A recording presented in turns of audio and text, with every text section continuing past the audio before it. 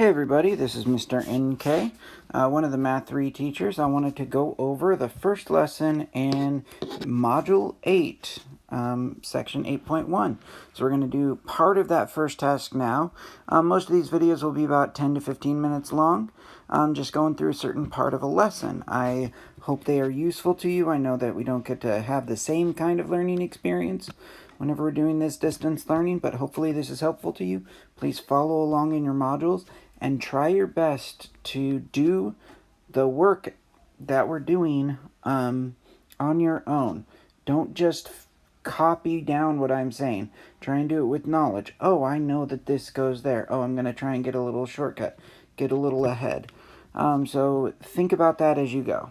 All right. So starting off with this module, let's go through the name. The name is Modeling with Functions.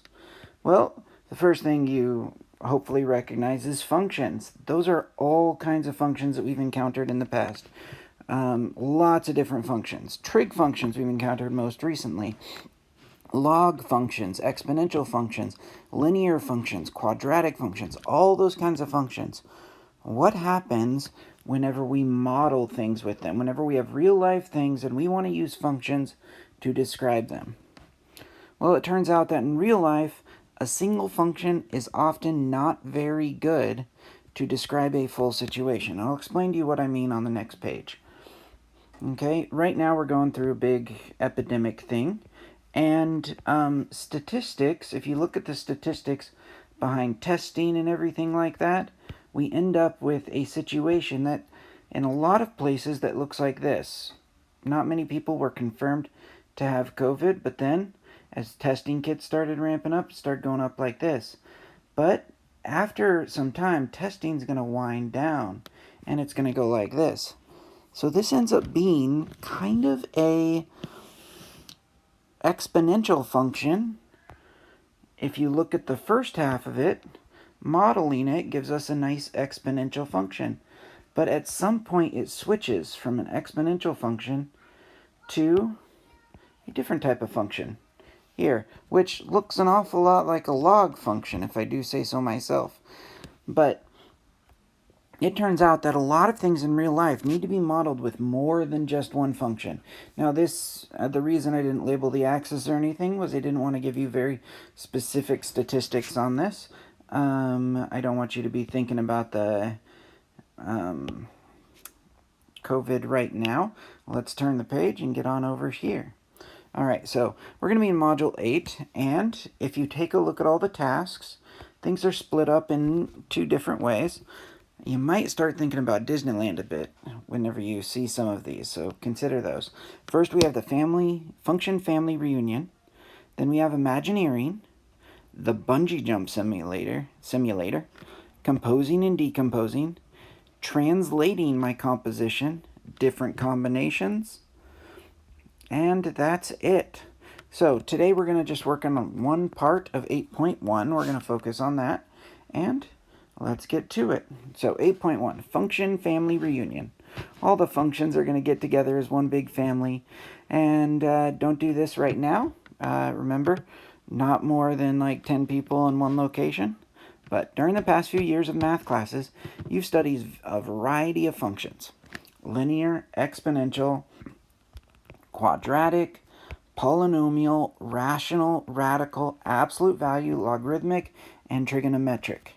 Like a family, each of these types of functions has similar characteristics.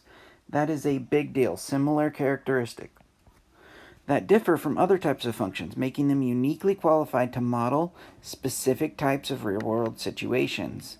All linear functions, they all go in a line, hence the word linear. Because of this, sometimes we refer to each type of function as a family of function. So the first step here is to match each family of function family, with the algebraic notation that best defines it.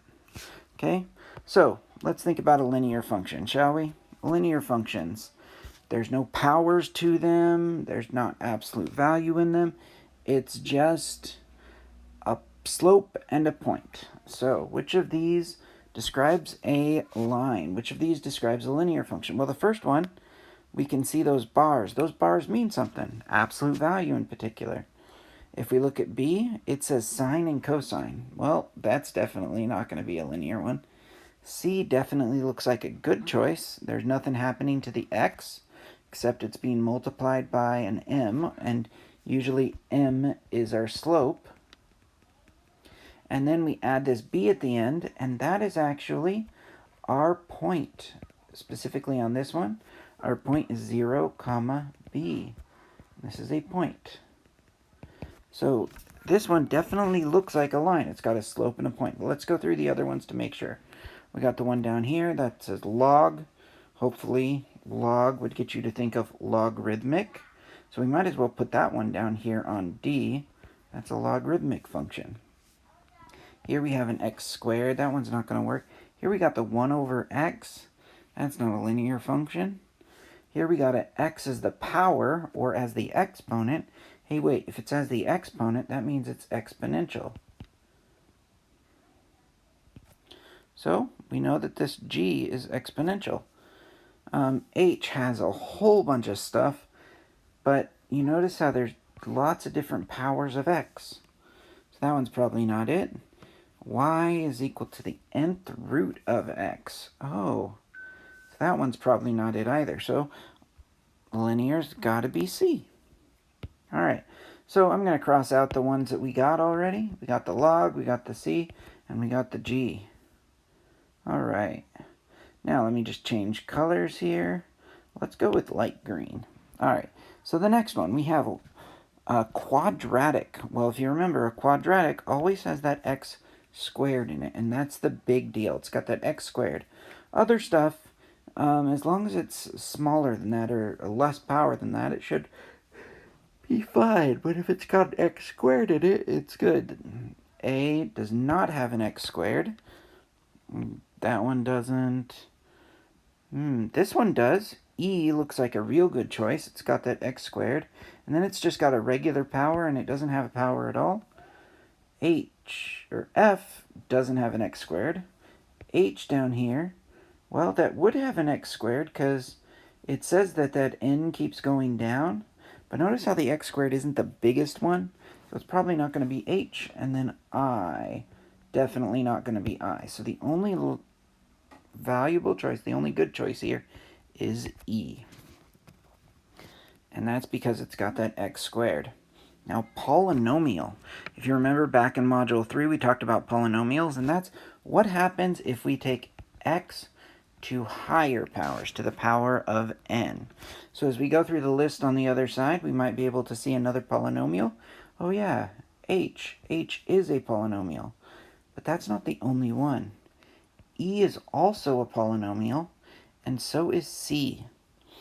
And the reason H, E, and C are all polynomials is they all have x to some power. In C, it's x to the first power. In E, it's x squared. In H, it's x to the nth power. But because we already crossed out C and E, we're just going to go with H here, because polynomials can be anything of a bigger power. Okay, they can be small powers, but we mostly think of polynomials when we think of bigger powers. The smaller powers we have specific names for, like a cubic or a quadratic or a linear function. All right, and then we've got to change colors for the next two here. We've got a rational function. Now, rational functions were the ones that we encountered in Module 4, and if you remember those, they were a lot of dividing problems. We had something like this, 1 over x. And if you look over on the other side, you should see that pretty quick, f. That's got that y equals 1 over x. Tells us it's a rational function. All right, and then if we go to number 6, an absolute value function, well, the absolute value has those two bars on it. So if it's got those two bars, we can obviously see that it's going to be a. So a is our absolute value function. We already did logarithmic, so let's go down to the next one, a trigonometric function. Now, those are the ones we encountered in Module 6, so we should know those pretty well. Trig functions are sine, cosine, and tangent, and as you can see here, B is the proper choice. It's got sine and cosine. Doesn't have tangent there, but we didn't spend too much time on tangent, so it would make a little sense. All right, and then number 9, radical. Well, because we already did B, there's only one choice left for the radical function. Depending on the teacher, you may have heard this be called a radical function or a root function, or you may not have encountered it all that much at all, but a radical function has an nth root of x.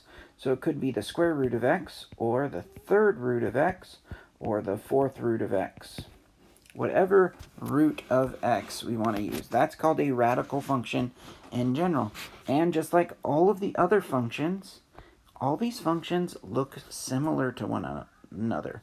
All the lines look like lines. All the quadratics have that u, or if it's a reflection, that n shape. All rational functions look like this. Something like that, especially at the ends. All right. Now, with that said, these are the family of functions and an introduction to the module.